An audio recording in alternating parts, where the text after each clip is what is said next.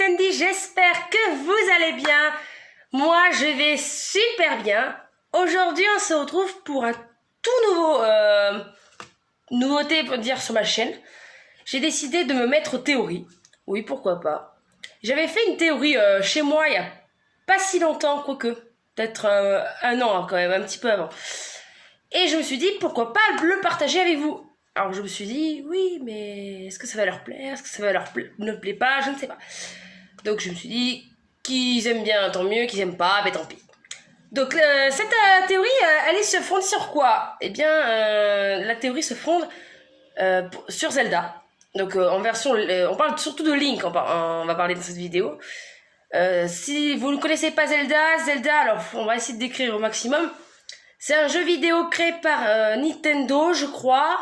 Et là, les fans vont me tuer si j'ai faux. Donc, on incarne un jeune homme qui s'appelle Link. Et en fait, Link a une destinée qui lui a été confiée tout début de sa naissance.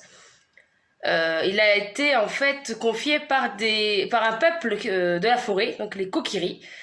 Et il doit apprendre de son humanité qu'il doit sauver finalement un royaume. Ce royaume se nomme Hyrule. Il est fondé par le roi et la reine, mais la reine, en fait, on ne la connaît pas encore. Et on l'a jamais su. On connaît que le roi d'Hyrule. Voilà. Et au tout début du jeu, donc je parle de Zelda Ocarina of Time. C'est un jeu que j'ai joué il y a très très longtemps dans mon enfance. Et il y a quelque chose qui m'a... Comment dire ça? Qui m'a tilté, on va dire, dans ma petite tête. Je me suis dit, mais ça peut être une bonne théorie finalement. Et je crois que personne n'a fait cette théorie, alors c'est moi qui l'ai voulu le faire. Donc voilà, je vais le faire moi-même. Alors donc je continue. Donc au début du jeu, Link est réveillé donc, dans un étrange cauchemar par un homme, merci. Un homme sombre, donc qui tourmente ses cauchemars. Et on va savoir par la suite que cet homme s'appelle finalement Ganondorf. C'est un homme du désert qui vit dans le clan de Gerudo, qui veut posséder Hyrule. Il veut avoir le pouvoir et il fera tout pour l'obtenir. Donc Link va voir donc, le père de tous les enfants de là où il habite finalement, et il lui dit voilà, il lui raconte son histoire, que l'homme du désert c'est un méchant, enfin dans toute l'histoire, voilà, et qui doit finalement eh bien, sauver le monde, finalement, voilà. Donc il a une destinée, qui ne sait pas depuis le début qu'il est l'enfant destiné à sauver le royaume. Il va potentiellement aussi sauver l'arbre Mojo en parlant, parce que l'arbre Mojo a finalement une malédiction en lui, qui finalement, Link va y aller, va battre le boss, et on se dit tous, ouais, c'est bon, on a réussi, il va être sauvé l'arbre Mojo. Eh bien non, c'est faux, puisque finalement, l'arbre Mojo est condamné depuis le début, mais il ne l'a pas dit à Link pour prouver son courage, on va dire. Et donc l'arbre Mojo meurt, mais avant de mourir, il lui donne donc un artefact, ce sera la pierre ancestrale de la forêt, voilà. Et il lui dit, avant de mourir, va voir la princesse Zelda, elle va te donner quelque chose, ou elle va t'expliquer tout ce qu'il faut expliquer. Et là, eh ben, l'arbre Mojo, il meurt. Voilà. Donc finalement, notre ami Link va aller voir la princesse Zelda au château, elle lui explique, blablabla. Oh, tu es Link, tu es l'enfant de la prophétie dans mes rêves. Il y a un méchant qui veut prendre le royaume, blablabla, et compagnie. Donc à ce moment-là, Link doit récupérer deux autres artefacts. Donc là, c'est la pierre ancestrale du feu et la pierre ancestrale de l'eau. Donc la pierre ancestrale du feu est chez les Gorons et la pierre ancestrale de l'eau est chez les Zora. Donc là, il n'y a pas de logique hein, sur ce coup-là, on se demande ce que c'est finalement. Eh bien, arrivé à ceci, donc Link va pouvoir récupérer un objet assez important dans le niveau du jeu, c'est l'Ocarina du Temps. Pour accéder finalement à la Sainte Triforce. C'est la Triforce qui est finalement le pouvoir ultime pour rentrer dans le Saint-Royaume, donc dans le royaume d'Hyrule. Ce que Ganondorf veut. Il réussit à rentrer, il récupère l'épée de légende Excalibur, et à ce moment-là, boum, changement totalement d'époque, puisque 7 ans se sont écoulés et Link est devenu adulte. Alors on se demande, mais what the fuck, c'est une épée qui il faudrait remonter dans le temps, ou qui monte dans le temps plutôt. Et bien c'est à peu près ça, oui. Donc à partir de ce moment, donc le sage de la lumière, donc qui est dans le temple là où scellé Excalibur, va lui expliquer, il va lui dire voilà, finalement tu étais trop jeune pour pouvoir prendre cette épée. Le Saint Royaume a été brisé et Ganondorf a pris une partie de la Triforce. Donc il a pris la Triforce de la Force. Et il y en a 3. Il y a la Triforce de la Force, la Triforce du Courage et la Triforce de la Sagesse. Ça, je reviendrai un peu plus tard. Et donc, il va lui dire, voilà Link, tu as tel temps. On va dire que tu as une journée, mais bon, on a le temps dans le jeu, c'est normal. Il dit, tu as une journée, en gros, pour récupérer 7 médaillons. Donc l'un qui va lui donner, finalement il ne restera plus que 6 temples à gérer. Donc dans chaque temple un médaillon et un sage. Donc dans chaque temple comment on dit ça, chaque temple défini, on va dire, voilà, il y a un sage. Donc il y a le sage de la forêt, le sage du feu, le sage de l'eau. Là c'est rappel de la pierre ancestrale, un peu des 3, mais il y en a encore 2. Il y a 6 pierres ancestrales. 6 pierres ancestrales. Oh, je me perds dans les pensées au moins. Il y a 6 pierres... 6 médaillons, voilà. Et donc le médaillon de la lumière compte étant le 6e. Donc le médaillon de la forêt, médaillon de l'eau, médaillon du feu, il y a le médaillon de l'ombre et le médaillon de l'esprit qui doit récupérer. Donc une fois chaque médaillon récupéré, il peut aller confronter Ganondorf à son château. Donc... vu que le 7 ans passé, le royaume a complètement changé. C'est plus les petits oiseaux et compagnie. Là, c'est complètement les ténèbres, les morts vivants, enfin, voilà. Et donc, dans chaque donjon, il y a chaque objet à récupérer. Il y a l'arc, le carquois. Oui, l'arc, carquois, c'est la même chose. Il y a le grappin, il y a le marteau du titan. Enfin, il y a un peu de tout. C'est pas mal. Et donc, arrivé au château, il doit... Comme si c'était facile d'aller voir le boss final, non, c'est pas facile. Et il y a en fait une protection à l'entrée, en fait une grande protection qui est protégée par 6 barrières. Barrières que finalement la couleur, on reconnaît un petit peu, c'est un peu la couleur des médaillons. Et bien en fait c'est vrai en fait, les sages ont été en gros capturés encore une fois, mais c'est aussi dans des pierres lumineuses. Donc ce qu'il faut avoir, c'est aller dans chaque salle, les libérer. Donc chaque salle a des épreuves. Une fois toutes les épreuves terminées, on récupère les médaillons et la barrière saute. Donc à ce moment-là, eh bien on va pouvoir dire Ganondorf, on arrive. Sauf qu'il y a encore 3 salles à tenir, donc 3 salles à faire, avec des boss encore un peu plus épiques, un peu plus coriaces, voilà. Et on arrive finalement au boss final. Boss final qui finalement on se dit la première partie est assez facile, la deuxième partie ça passe encore, et la troisième partie par contre un peu moins.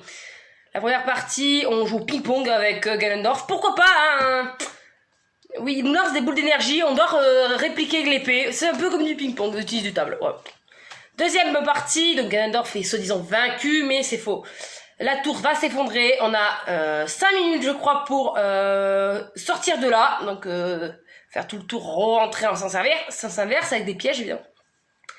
Et la troisième, donc finalement on croit que Ganondorf est mort, parce que tout s'écroule. Et bien finalement non, il ressort, grâce à la pouvoir de la force, il peut se transformer, et il devient finalement Ganon. Ganon qui est une créature assez épique tout de même. Hein. Et donc voilà.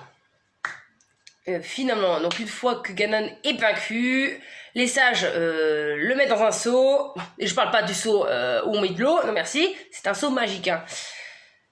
Et fin du game, les gentils ont gagné, les méchants ont perdu. Zelda va faire ça, comment dire, je te mets à l'écart, comment dire, c'est oh Link, tu as réussi. Qu'est-ce que nous allons faire? Eh ben tu rentres chez toi, on n'a plus besoin de toi, allez, hop, tu te casses.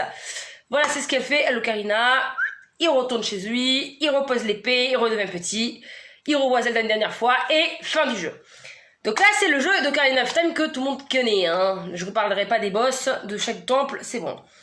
Là, on va parler donc, en deuxième partie de la théorie. Donc la théorie que je veux me fixer, c'est dans cette théorie que après la défaite donc, de Ganondorf et donc la victoire de Link, il va se passer un truc sur sa destinée. Sa destinée, elle est consacrée à étant sauver Hyrule, mais il y a un autre truc. C'est, en gros, j'ai plusieurs possibilités de choix sur sa destinée, donc c'est la soi-disant quête qui devait se faire durant la timeline de Majora's Mask. Et là, ce fois-ci, non, je ne parlerai pas de Majora's Mask, je n'expliquerai pas le concept, ou je ne raconterai même pas l'histoire de Majora's Mask, parce que sinon, ça va prendre des heures. Hein. Donc, dans cette théorie, Link, en fait, je vais vous le dire, hein, après je résumerai ou j'argumenterai. Dans cette théorie, en fait, le Link de Majora's Mask serait en fait le fils de Link de Ocarina of Time. Alors là, vous allez me dire, mais what the fuck? Eh bien, je vais vous expliquer sur ce coup-là. Donc, Link, en fait, une fois avoir vaincu Ganondorf, à un moment donné, dans le jeu de Zelda, donc d'Ocarina of Time, je parle toujours encore, on joue à un moment à un jeu dans le jeu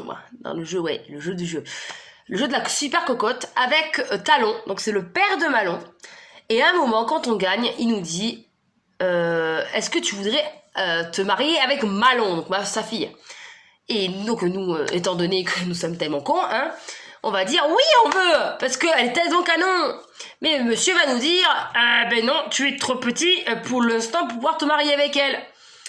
Donc là où je veux en venir finalement, c'est que Link, en étant enfant, donc à un moment après la défaite de Ganon, repose l'épée, donc redevient petit, il aurait pu très bien attendre 7 ans pour pouvoir se marier avec Malon. Et là, bim, Link Junior est né. Link Junior, non. Link, oui, le Link de Majora's Mask. Et bref, finalement il est né, voilà. Et donc... comment dire, là, la suite pourrait plutôt être intéressante maintenant, parce que 7 ans plus tard, donc Malon plutôt, va donner naissance à Link de Majora's Mask, qui serait parti donc à l'aventure. Donc, non, si vous connaissez Majora's Mask, le Link qu'on connaît avec Skull Kid et compagnie là, mais finalement ce serait le fils de Link normal, donc le Link de Ocarina of Time. Et donc on connaît la suite finalement, donc il sauve le monde de Termina, 3 jours, blablabla et compagnie. Donc à ce moment-là, à un moment donné dans Majora's Mask, si on voit l'Ocarina, on se dit mais c'est Zelda qui lui a donné? Mais en fait oui, c'est Zelda de base qui lui a donné, mais ça aurait pu très bien être le père donc de son fils qui lui a dit à Zelda de donner l'Ocarina pour pouvoir avoir une aide supplémentaire. Donc voilà. Et donc je vais mettre un petit peu de ce que j'ai mis en écrit. Alors là on passe à un truc un peu plus corsé, on va dire, par rapport à la malédiction du Stalfos. Alors là par contre on va se dire mais en quoi est le rapport, hein? On parle de Link de Majora's Mask et de Link de Ocarina of Time avec un Stalfos, bizarre, hein. Alors, dans une théorie déjà survenue, donc de plusieurs youtubeurs qui l'ont fait, je pense, je ne pourrais pas dire le nom parce que je ne me rappelle plus. Et pour ceux qui regardent la vidéo, merci à vous de me partager votre magnifique théorie. Donc en fait, quand on se perd, on n'est pas perdu. En fait, la légende dit que si un enfant s'y perd, il devient un Skull Kid. Là, on est d'accord. Et bien pour un adulte, apparemment, ce serait un Stalfos. Alors là, j'arrive au bout du sujet. Donc Link d'Ocarina of Time, étant donné qu'il a fini sa quête avec Malon, aurait pu très bien... pas sa quête, mais voilà, il est toujours avec Malon. Mais imaginons qu'il fasse une aventure supplémentaire pour sa destinée plutôt. Eh bien, il serait probablement perdu dans l'Aïban perdu, et à ce moment-là, il se serait transformé en Stalfos. Bon, je sais que la théorie est un peu tirée on va dire, des cheveux, on va dire, mais je pense que c'est une bonne théorie. Et donc Link, finalement, étant donné qu'il est dans Stalfos, va tomber dans le trépas, on va dire, va sombrer plutôt. Donc à ce moment-là, donc on va arriver au vif du sujet. Donc là, on va arriver un peu plus tard dans les jeux. Donc on connaît Ocarina of Time, on connaît Majora's Mask, on connaît Wind Waker, mais ça c'est tout à fait différent par rapport au domaine du jeu. Là, on va partir sur un autre jeu. Donc là, on vient de faire 2 et maintenant on va en faire un 3e. C'est le Zelda Twilight Princess. Oui, on passe à Twilight Princess, hein, on s'embête pas. Alors, Link de Majora's Mask. On part donc de Link de Majora's Mask. Après avoir fini sa quête avec Termina et tout, repart encore une fois, continue son chemin. Hein. Il va refaire son petit bonhomme de chemin. Et il va arriver donc dans le domaine de Twilight Princess. Donc à ce moment-là, on connaît la suite de Twilight Princess. Il va devenir un genre de fermier et va vivre une jour heureux. Sauf que vous connaissez la suite si vous connaissez le jeu. Iria va se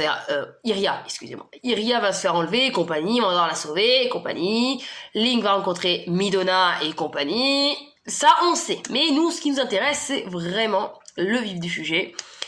Savez-vous que le fameux le loup doré qui se cache à chaque fois dans la map, on va dire, serait finalement donc le loup qui possède finalement la Triforce du père de Link, finalement. On se dit, mais quel est le rapport? On comprend pas, là. Je vais vous expliquer. Alors, le loup, quand on se bat avec lui, se matérialise en Stalfos. Là, on est d'accord. Et, tac, je reviens dessus, voilà. Donc, la Triforce. Pourquoi Link de Majora's Mask, donc celui de la Twilight Princess, posséderait-il la Triforce alors que ce serait celui d'Ocarina of Time qui la posséderait? Oui, parce que dans Ocarina of Time, en fait, je n'ai pas dit ça, c'est que là, donc Ganondorf avait la force, Link en fait a le courage et Zelda avait la sagesse. Donc Link a la Triforce du courage. Alors pourquoi celui de Twilight Princess aurait la Triforce du courage?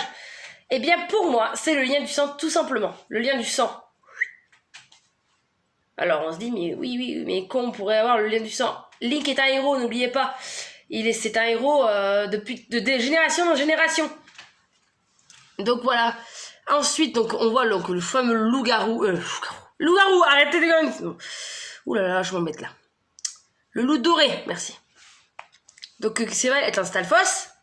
Eh bien, en fait, je pense que ce Stalfos, finalement, est le père de Link. Donc celui d'Ocarina of Time, qui l'a suivi.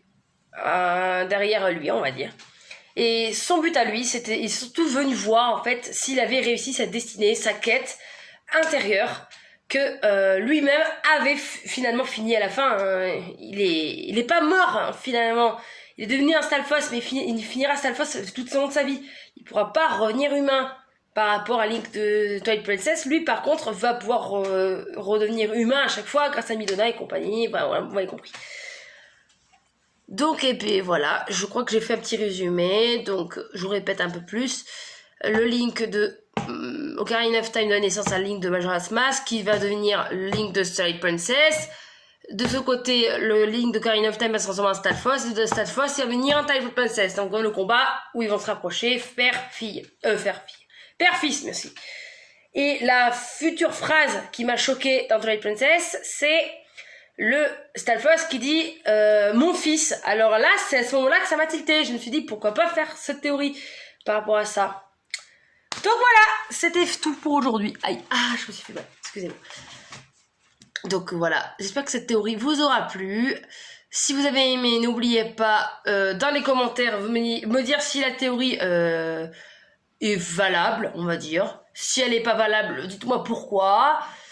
Et si vous voulez un peu plus de théorie, quand même un peu que genre de ce genre de truc, eh ben vous me le dites dans les commentaires et j'essaierai de voir ce que je pourrais faire comme théorie. Voilà, donc les réseaux sociaux vous les connaissez, je vous le dirai pas, ce sera dans la description, sinon vous les savez déjà. Donc voilà, et bien ce sera tout pour aujourd'hui. C'était Metendi, à bientôt!